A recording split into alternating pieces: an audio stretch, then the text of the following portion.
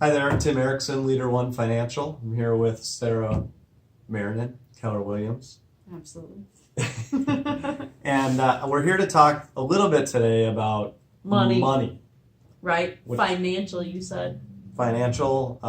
I'm big into financial stuff as a I think lender. mortgages, yeah. As a mortgage lender, we think it's important to talk about how much money people need to bring into closing, which is not just your down payment, believe it or not, usually, depending on if, that's a whole different conversation that we'll get into Right. at another Another time. But we there have are going talked to be about. costs to close, prepaid expenses, Yep. and maybe you want to pay points if you're trying to get your interest rate down. So there's going to be fees with the lender.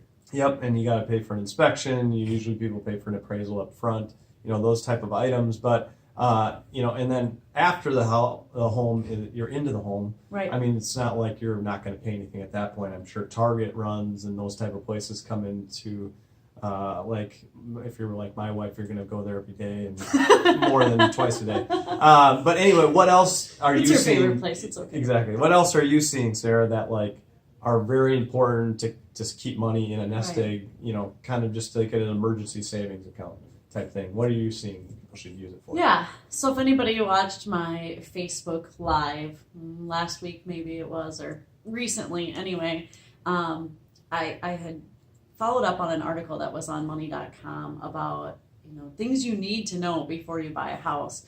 And all the typical stuff that people bring up were in there, but there were a lot of things that I bring up that I was so happy to actually see them bring up in the article.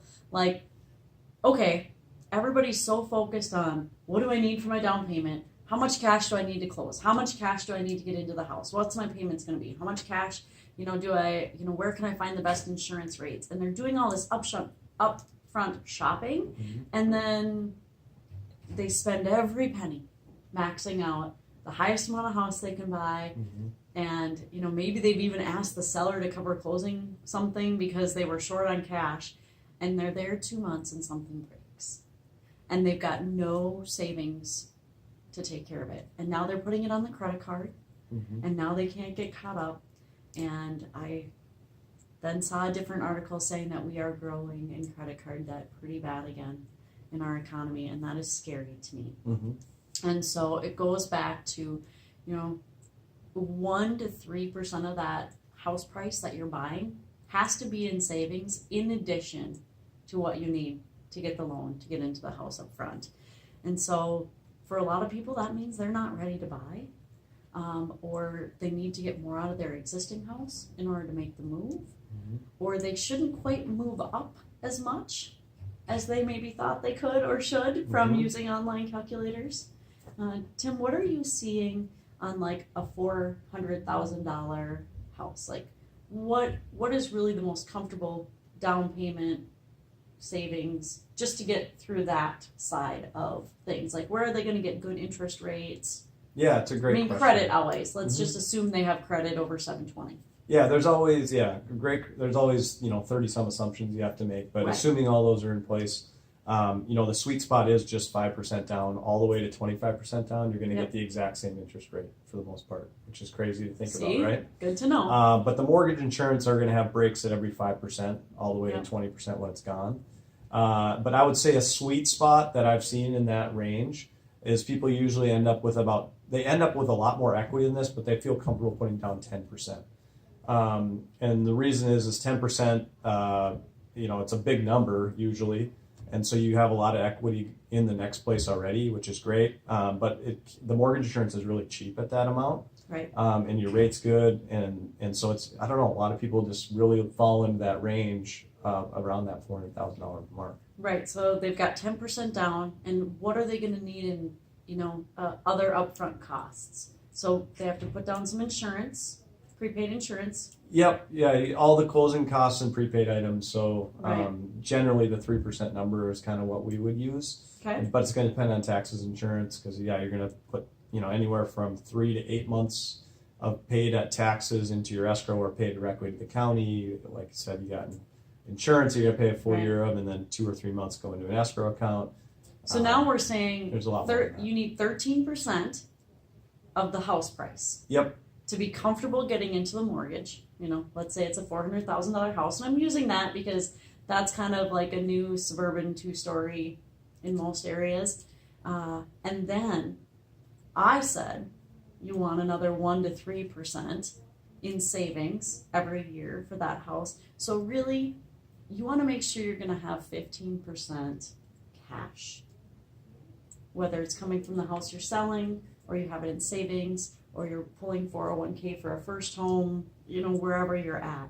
That's a kind of like, it's less than 20% that a lot of people kind of have in their head about putting down.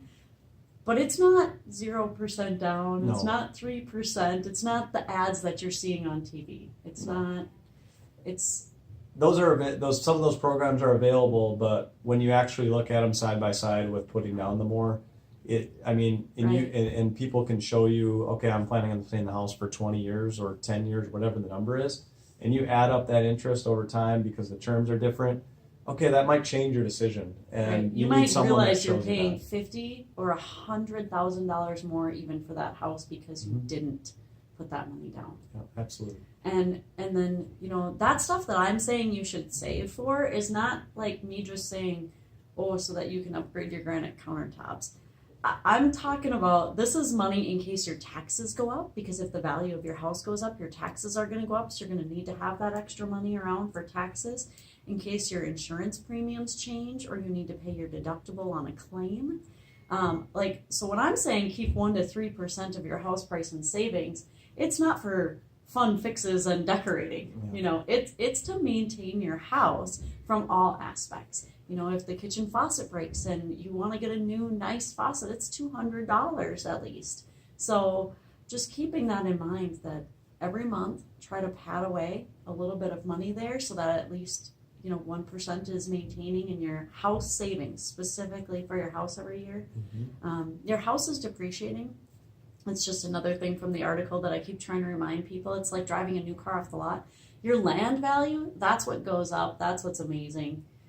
That's the slice of the American pie, is the land under your house. But your house depreciates if it's not kept up, if it's not renovated, if it's not new code things done. So yeah, great point. Right, Yeah. that's where that comes in. So just be cautious when you go up to that big house. And I have a lot of people who call Tim. They'll get qualified for a $500,000 mortgage, and we have a discussion and we decide they should buy it for $25,000.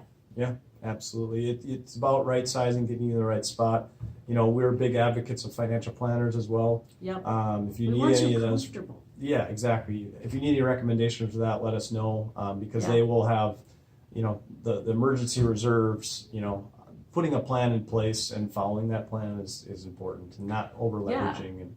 Well, and they may also have some suggestions about, okay, well, this is how much cash you have, this is how much to go on the mortgage, and this we should invest in a different way. And then working those numbers, kind of in a circular fashion, that's where you're set up to succeed in real estate. Exactly. Real estate's not just always a good investment, it's a good investment when it's done right. And plan properly. And that's kind of what we're getting at, is we want to make the sale, right?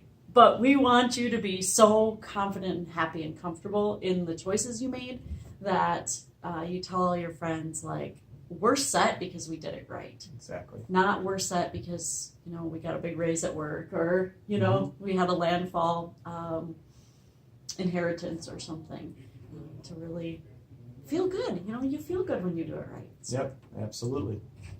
Well, if you have questions for Tim about the mortgages. Yeah, you can reach me at call or text 952-451-2273 or email Tim Erickson at LeaderOne.com in the comments. Of course. And you can always reach me at 651-401-8188. Call, text. The best email address for me these days is Sarah at callsarahfirst.com. Sarah with an H, please. And we're happy to, get your plan rolling for next year even, and help you really make a good decision. And don't listen to the news headlines. Call us. Also true. Call us. We'll get you the facts. Exactly. Have a good day. Thanks.